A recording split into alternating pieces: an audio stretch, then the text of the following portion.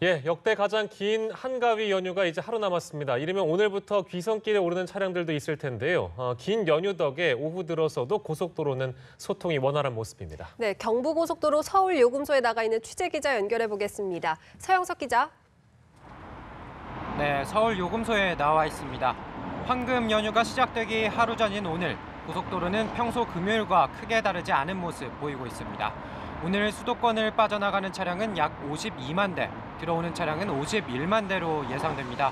이 가운데 지금까지 28만 대의 차량이 지방으로 내려갔고 25만 대의 차량이 수도권으로 올라왔습니다. 점심시간 이후 정체 구간이 다소 늘었지만 고속도로 대부분 구간 원활한 흐름 보이고 있습니다.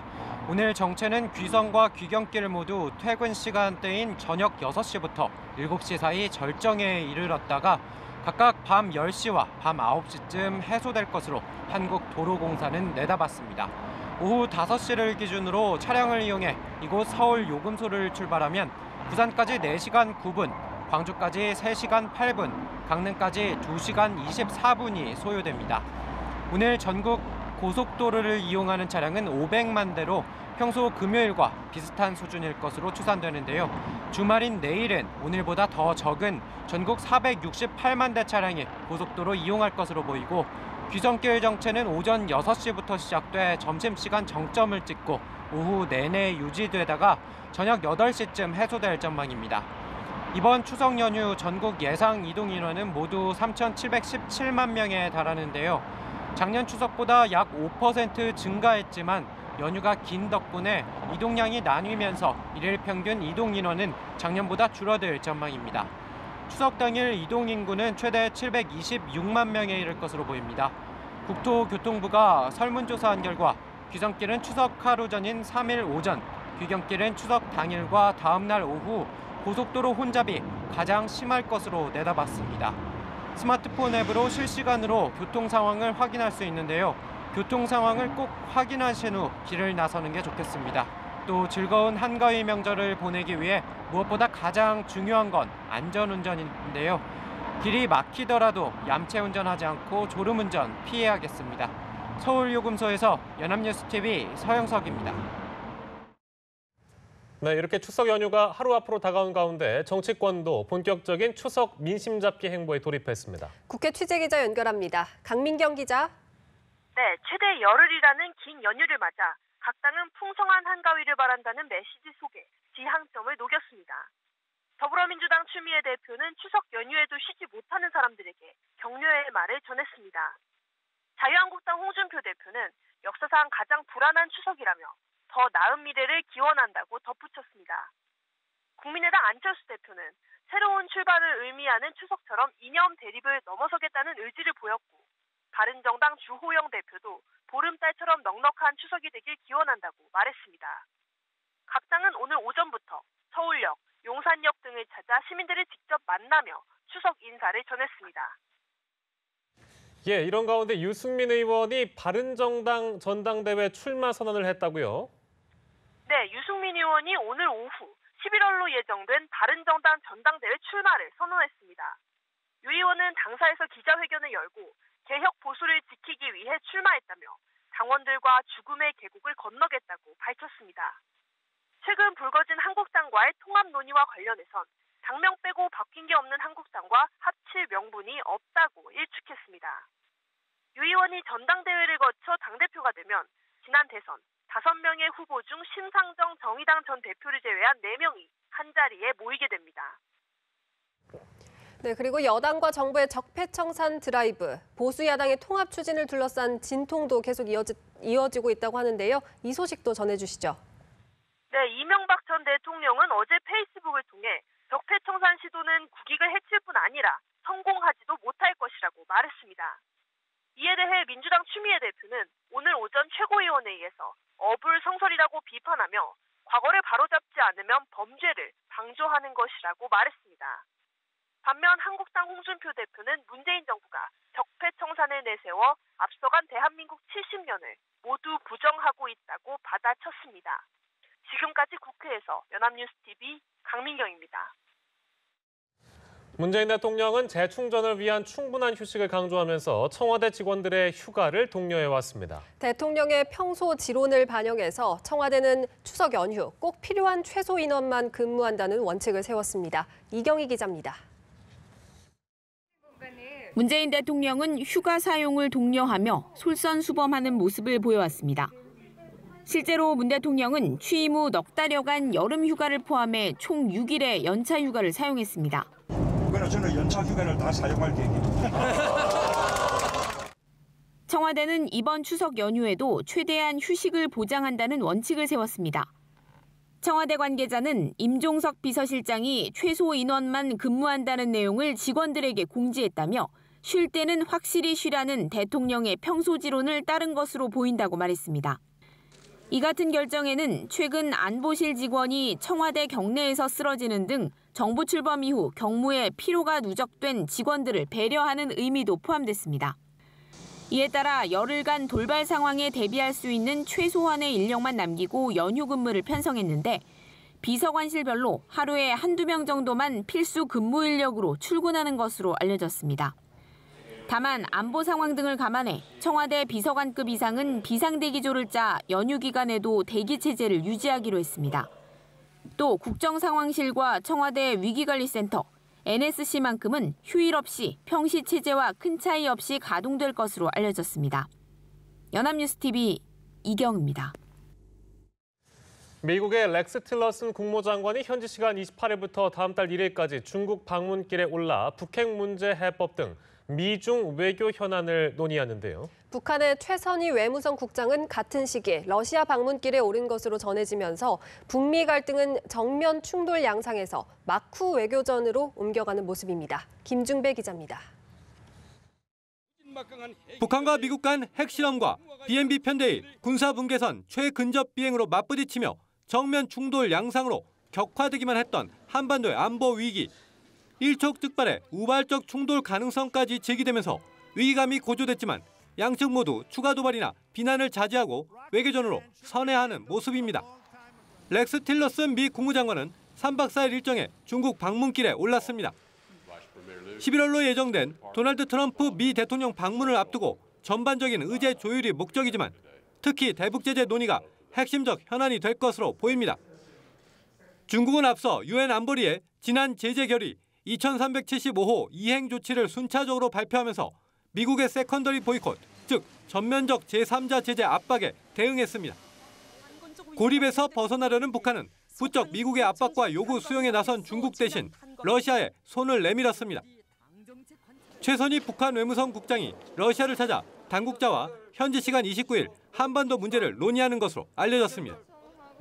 북한과 미국이 비공식적인 접촉에 나설이라는 관측도 조금씩 구체화하고 있습니다. 일본의 아사히 신문은 최근 미국의 전직 정부 당국자와 전문가가 내달 중순 노르웨이 오슬로에서 북한 당국자와 비공식 접촉에 나선다고 보도한 바 있습니다.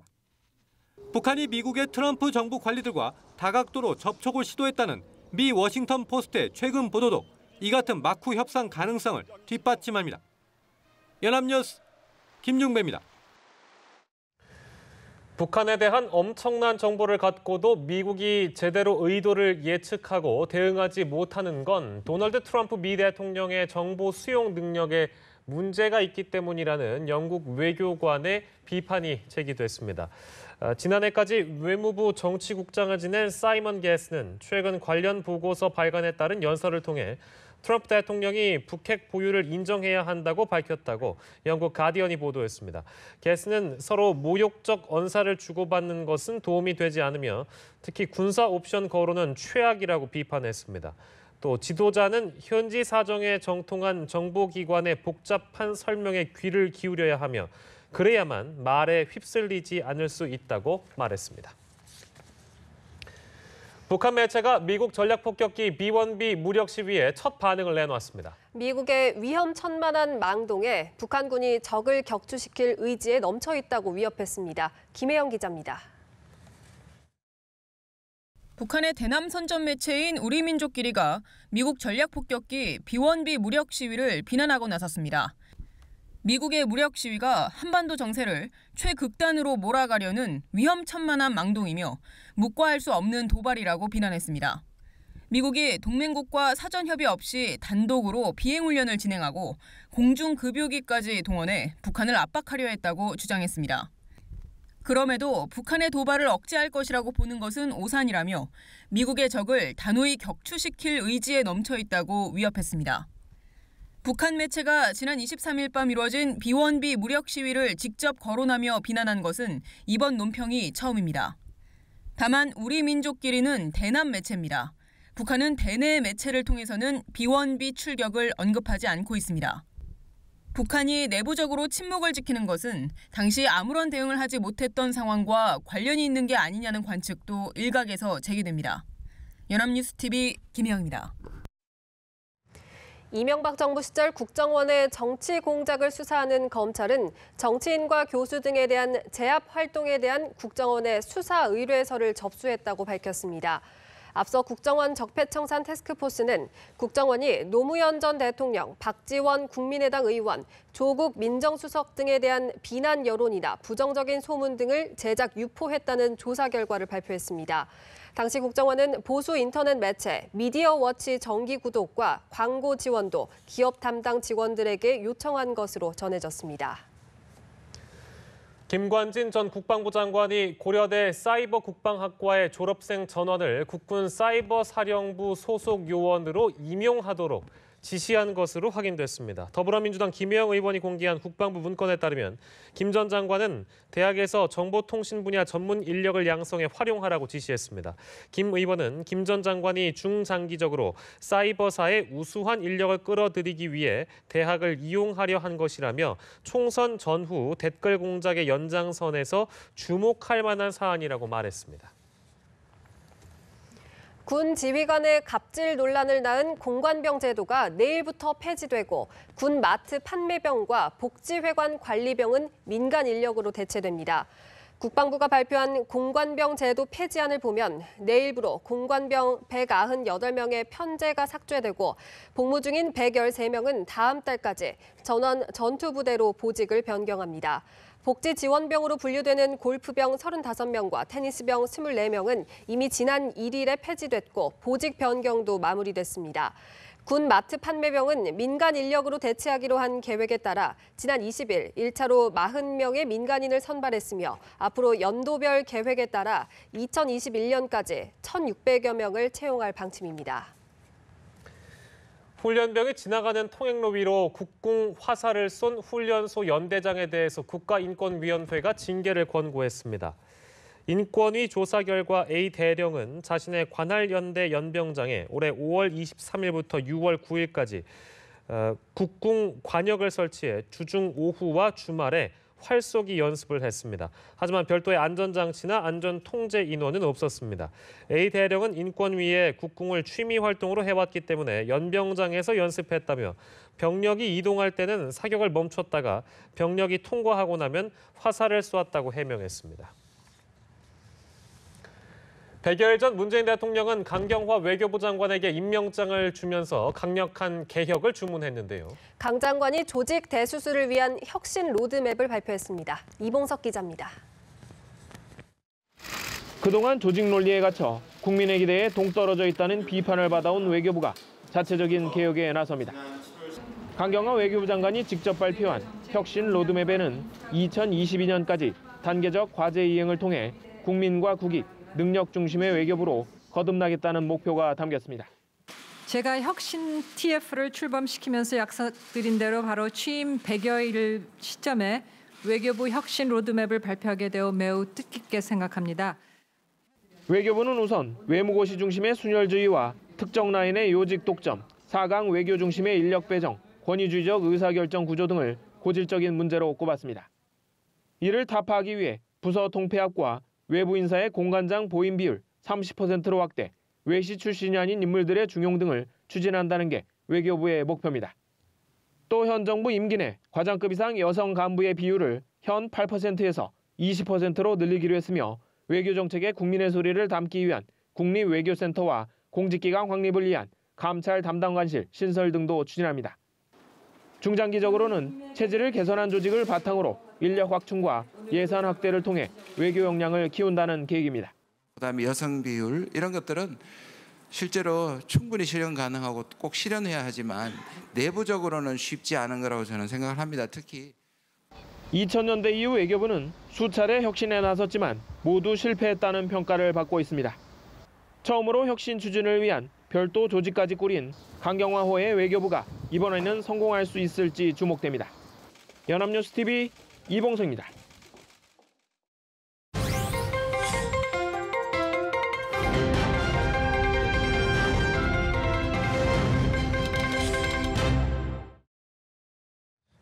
민중은 개, 돼지 발언으로 논란을 빚은 나향욱 전 교육부 정책기획관의 파면은 부당하다는 1심 판결이 나왔습니다. 서울행정법원은 나 전 기획관이 교육부 장관을 상대로 낸 파면 처분 취소 소송에서 원고 승소로 판결했습니다. 나 전 기획관은 지난해 한 언론사 기자들과 저녁 식사를 하며 민중은 개, 돼지라는 등의 발언을 한 사실이 공개돼 무리를 빚었고 파장이 커지자 인사혁신처 중앙징계위원회가 파면을 결정했습니다. 상대방을 사회적으로 지탄받는 인물의 이름으로 부른 것만으로도 처벌을 받게 될까요? 지난해 국정농단 사태가 불거진 뒤 최순실 씨에 빗대어서 타인에게 욕설을 퍼붓는 일이 심심치 않게 목격되는데요. 법원은 잇따라 모욕죄를 적용했습니다. 오예진 기자입니다. 박근혜 전 대통령과 최순실 씨의 국정농단 사건으로 떠들썩하던 지난해 12월. 회사원 김모 씨는 직장 동료 이모 씨와 시비가 붙었습니다. 두 사람은 동료들 앞에서 언쟁까지 벌이게 됐는데 문제는 김 씨가 이 씨를 최순실 씨에 빗대면서 비롯됐습니다. 김 씨는 이 씨가 거짓말을 했다며 당신이 최순실이냐, 창피해서 회사에 다니겠느냐고 몰아붙였습니다. 망신을 당했다고 느낀 이 씨는 김 씨를 고소했고 법원은 모욕죄를 인정해 김 씨에게 벌금형을 선고했습니다. 같은 해 11월 52살 안모 씨도 최순실 씨의 이름을 들먹이며 길에서 모금 활동을 하던 이들에게 거친 욕설을 퍼부었다가 재판에 넘겨졌습니다. 법원은 폭력범죄로 수차례 처벌을 받기도 했던 정황까지 고려해 모욕죄 혐의를 유죄로 인정하면서 징역 10월에 실형을 선고했습니다. 또 지난해 12월엔 술을 마시고 행패를 부리다 신고를 받고 출동한 경찰관에게 최순실을 닮았다면서 욕설을 한 50대 남성이 100만 원의 벌금형을 받기도 했습니다.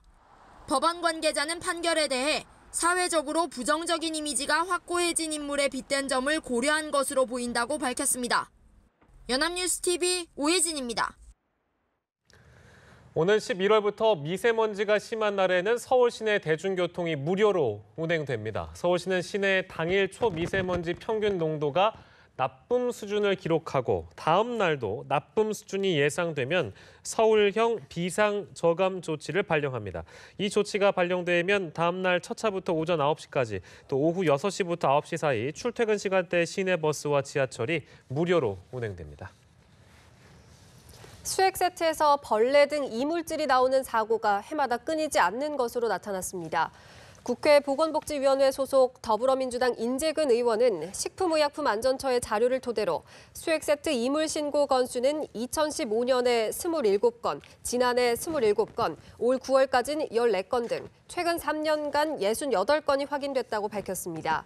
인 의원은 주사기와 수액 세트 제조업체는 매년 늘어나는데 보건당국의 사후 관리는 소홀하다며 이물질이 들어가지 않도록 감시 인력을 확충하는 등 보고 체계를 정비하고 관련 법을 개선할 필요가 있다고 지적했습니다.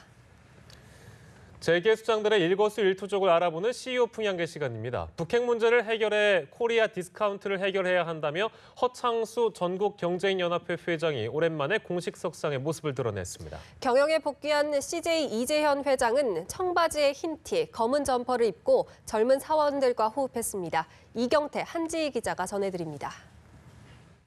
오랜만에 모습을 드러낸 허창수 전국경제인연합회 회장입니다. 최근 전국경제인연합회가 주최한 한반도 지정학적 리스크 관련 특별 대담에서 코리아 디스카운트 해법으로 북핵 문제 해결을 꼽았습니다. 이 문제가 해결되면 국가 신용등급 향상 등 재계에 큰 힘이 될 것이라고 지적했는데요. 허 회장은 일자리를 하나라도 더 만들어야 할 때 기업 활동이 위축되고 글로벌 투자자가 한국 시장을 외면하면 우리 경제도 문제가 생길 것이라고 우려했습니다. 허 회장은 지난 2월 최순실 게이트에 연루되며 해체 위기에 놓였던 정경련 회장직을 재수락했습니다. 이때 정경유착 근절과 정경련의 투명적 운영을 약속했습니다. 이런 가운데 공식 석상에서 북핵 문제 해결을 거론한 장면이 눈길을 끌고 있습니다. 정부가 기업에게 일자리를 만들라고만 주문하지 말고 기업이 안심하고 국내의 무대에서 활약할 수 있도록 정부도 역할을 좀 해달라는 속내를 내비친 것 아니냐는 해석이 나오고 있습니다. 회장 연임에 사실상 성공한 윤종규 KB금융지주 회장입니다. 지난 26일 KB금융지주의 차기 회장 선임 절차를 거쳐 최종 후보자 명단에 다시 이름이 올랐습니다. 윤 회장은 오는 11월 20일 열리는 이사회와 임시주주총회를 거쳐 연임을 정식으로 확정짓는 절차만 남겨두고 있습니다. 사실 윤 회장의 이번 연임 도전은 내부 출신 최종 후보 3명 중 2명이 자진 사퇴하며 나홀로 도전에 나선 셈이라 무혈입성이 됐습니다. 그럼에도 윤 회장이 연임하면 낙하산 인사로 얼룩졌던 KB금융의 잔혹사는 일단 종지부를 찍게 됩니다. 윤 회장이 앞으로 인터넷 뱅킹 등 달라진 금융 패러다임에 적극 대응하고 비대해졌다는 평가를 받는 조직의 효율성을 어떻게 확보할 수 있을지가 관심입니다. 건강한 모습으로 경영에 복귀한 CJ 이재현 회장입니다. 지난 26일 저녁 제주도 나인브리지에서 사내 2, 3년 차 직원 교육 행사에 참석했습니다. 월드베스트 CJ는 여러분들이 주역이 돼 이뤄야 한다며 사람이 CJ의 미래라고 역설했습니다. 또 한 가지 관심을 끄는 점은 이 회장의 옷차림이었습니다. 사원들이 입은 것과 같은 디자인의 흰색 티셔츠와 검정 점퍼 그리고 청바지 차림으로 등장한 것인데요. 총수가 사원급 직원과 유대감을 갖기 위해 상당히 파격적인 시도를 한 것으로 분석됩니다. 입사 후 가장 이직이 심하다는 2, 3년 차 직원들. 흰 티와 청바지를 입고 어깨동무를 청하는 총수의 모습을 보고 애사심이 물씬 고취되었을지 궁금합니다. 중국 공장 증설 직전 고민에 빠진 LG디스플레이의 한상범 부회장입니다. 한국디스플레이 산업협회장도 맡고 있는데요. 글로벌 디스플레이 1위 기업의 경영을 총괄하고 있는데 최근 마음고생이 심했습니다. 백운규 산업통상자원부 장관이 반도체와 디스플레이 업계에 중국 내 투자 자제를 요청하면서 사실상 LG디스플레이의 중국 공장 증설을 불허한 것이 아니냐는 관측이 나왔기 때문입니다. 백 장관이 강요가 아닌 권유였다며 한 발 물러섰지만 중국 내 공장을 증설하면 국내 일자리가 사라지고 핵심 기술이 중국에 유출되는 것이 아니냐는 우려는 남아 있습니다. 이에 한 회장은 세계 주요 TV 제조사의 핵심 생산 거점이 대부분 중국에 있는 만큼 광저우 올레드 공장 증설이 꼭 필요하다는 입장입니다.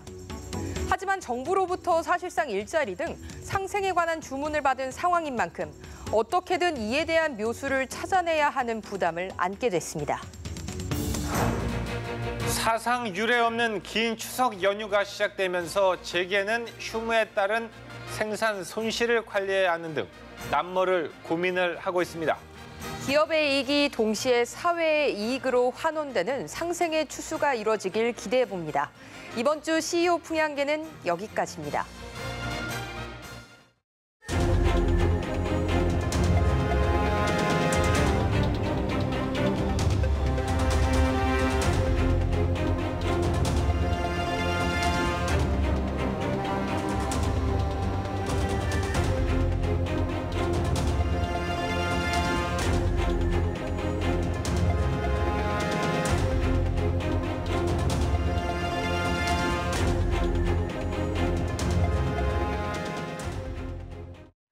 국제뉴스입니다. 스가 요시히데 일본 관방장관은 서울 종로구가 일본 대사관 앞 평화의 소녀상을 종로구 공공조형물 1호로 지정한 데 대해 유감을 표시했습니다. 그는 정례 브리핑에서 일본의 입장과 양립하지 않은 것으로 매우 유감이라며 이런 입장을 한국 측에 대해 강하게 제기했다고 말했습니다. 스가 장관은 소녀상 설치가 외교 공간의 품위를 보호하도록 한 국제 협약에 비춰봐도 문제라고 지적하며 한국 측에 대해 위안부 합의를 착실히 이행하라고 촉구했습니다. 미국 서부의 대표적인 관광지인 캘리포니아주 요세미티 국립공원에서 거대한 화강암 덩이가 이틀 연속 굴러떨어져 1명이 숨지고 2명이 다쳤습니다. AP통신 등에 따르면 현지 시간으로 27일 오후 2시쯤 요세미티 국립공원에서 바위가 떨어져 절벽 아래쪽에 있던 32살 영국인 등반가 1명이 숨졌고 그의 아내도 부상했습니다. 떨어져 나온 바위덩이 크기가 건물 12층 높이고 돌의 무게가 총 1,300톤에 달하는 것으로 추정됐습니다. 하루 뒤인 28일 같은 곳에서 또 낙석이 발생해 1명이 부상했습니다. 사우디아라비아 왕실이 여성 운전을 전격적으로 허용한 지 이틀 만에 그동안 관습적으로 금지됐던 항공기 조종도 여성의 개방키로 했다고 현지 언론들은 보도했습니다. 이 보도에 따르면 사우디 국영 사우디아 항공은 사우디 여성을 외국 항공 교육기관에 보내서 조종사 자격을 획득하도록 하고 이들을 고용하는 방안을 추진 중입니다. 사우디에서 여성이 항공기 조종사가 될 수 없다는 명문적 제한은 없지만 자동차 운전과 마찬가지로 사실상 여성에게 금기의 영역으로 여겨져 왔습니다. 이탈리아 르네상스 시대의 천재 화가 레오나르도 다빈치가 모나리자의 초상화와 함께 누드화를 그렸다는 전문가들의 주장이 제기됐습니다. AFP 통신에 따르면 프랑스 루브르 박물관의 전문가들은 파리 콩드 박물관이 1862년부터 소장 중인 목탄 누드 스케치와 모나반나의 소묘 기법을 분석한 결과 다빈치가 그림을 적어도 부분적으로 그린 것으로 추정된다고 주장했습니다. 다빈치가 같은 모델을 대상으로 초상화 모나리자와 함께 누드화를 남겼다는 겁니다. 뉴스워치 1부 마치겠습니다. 잠시 후 2부에서 뵙겠습니다.